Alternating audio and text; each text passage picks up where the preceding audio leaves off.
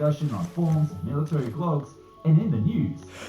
But in 2010, we finally saw the first pictures and the first videos of this new fighter called the T-50 taking off from the airfield and performing its first flight. The media went crazy, saying it's just an F-22 copycat, that it's so bad, it's good, but the truth is that it was somewhere in between. So I'm going to show you exactly why the Su-57 was a beast of its own. And let's start with the obvious comparison. The Su-57 does follow the wing design of the American 5th Gen fighters, but this is where the similarities actually stop. Unlike the F-22 or F-35, the Su-57 follows the same design of flankers, with engines located in gondolas and a tunnel between them, to boost the maneuverability and lift performance. The vertical stabilizers of the Su-57 are canted, which is the main requirement of any stealth aircraft to minimize its radar return. But they're also used as a whole as a control surface, similar to the YF-23 design.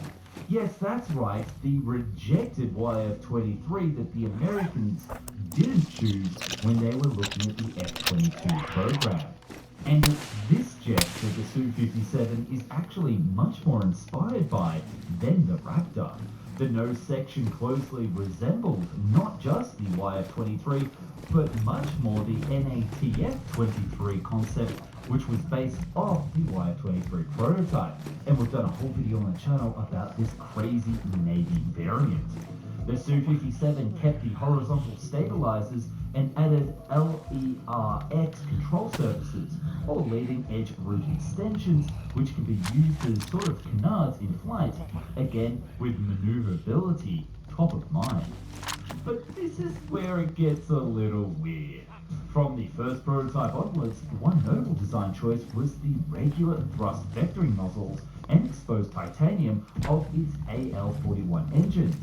But I'll get back to why that's weird later. Another problem with the engine placement is the not fully hidden compressor blades inside the S ducts, even though the Su-47 had them hidden.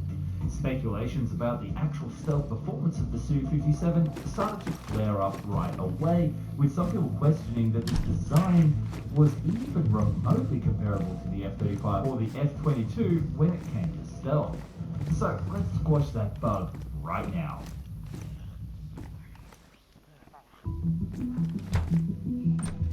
The kind people at Aircraft 101 did an amazing work to settle the question of stealth once and for all.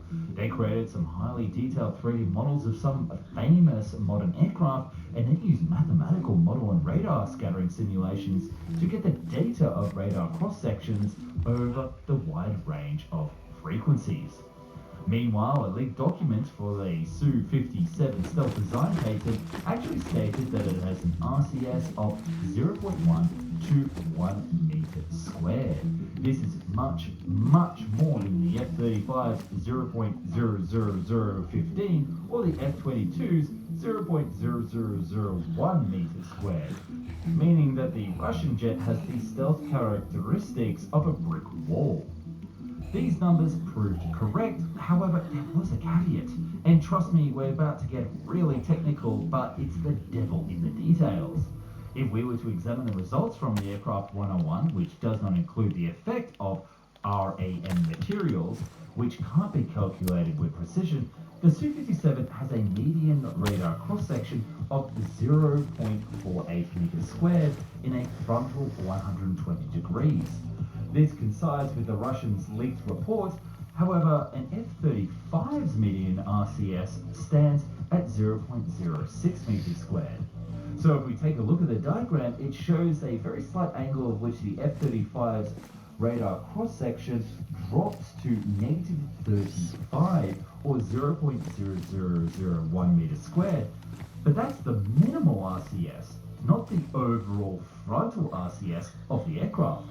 So if you take into account the addition of RAM materials, and this paper on RAM material simulations can decrease the radar cross-section up to 90% when the whole object is covered in these materials. But here's the thing, the F-35 or any other jet is not covered in these materials. They only use it on the hatches or important sections where the radar waves might scatter back to the source. So a decrease in the median RCS can go anywhere between 20 to 90%, but not the 200 or 1,000. The bottom line is that there's no chance that the Su-57 can match the stealth characteristics of the F-35s or F-22s, but it's not as far for them as the media wants you to believe. Any modern radar would have trouble detecting and tracking a sub 1 meter squared target, so in the eyes of the Russians, it's stealthy enough. Although I do want to just draw back to those strangely exposed engines. On the side or back section of the Su-57, the radar cross-section is probably much higher than its American counterparts because of those engine issues. And then of course we have the famous exposed screws with the Su-57. But this is not a key factor because, well, as you can see, both the F-35 and F-22 also have exposed screws, and they are both still extremely stealthy aircraft. But it's the stealth that isn't the biggest issue with the Su-57, it's actually those engines. The Russians made the same mistake that put to trash so many projects throughout the Cold War. They started development of this jet without its new engines. Now that's not really a bad idea per se. I mean, the Rafale and the Su-27 and many other successful jets flew their first flight without engines designed for them, but that was a flaw that was quickly fixed. The Su-57 on the other hand still doesn't have its proper engines. The development of a Dahlia 30 is a long and still not concluded story, and the serial production of the Su-57s fly with AL-41F1 engines similar to the ones used on the Su-35. And these are great engines, don't get me wrong. However, even though they are designed as Super Cruise capable engines for the MFI program, the ones inside the original Su-57 on the original AL-41Fs because they were too large for the Felon, and instead they're based on the older AL-31s, meaning the Su-57 might not be able to achieve Super Cruise in a full combat load, as the Su-35 can only achieve it in a light configuration. Yikes. Now the cool thing is about these AL-47s is that they have 3D thrust vectoring, giving the Su-57 amazing maneuverability, as well as the thrust-to-weight ratio over 1 with combat load, making it a beast for dogfighting. But this isn't the era of dogfighting, and this scenario is highly unlikely in modern combat. Sorry, Tom Cruise. The new Dahlia 30 or AL-51 engines are supposed to have the Super Cruise ability at Mach 1.5, serrated nozzles like the F135 engine on the F-35, and the ability to eliminate the exposed titanium area and maybe even more flat, more stealthy design as seen on the S-70 drone. But when exactly that's going to happen remains to be seen. Oh, you didn't know this aircraft comes with its own drones? This is where it gets really cool.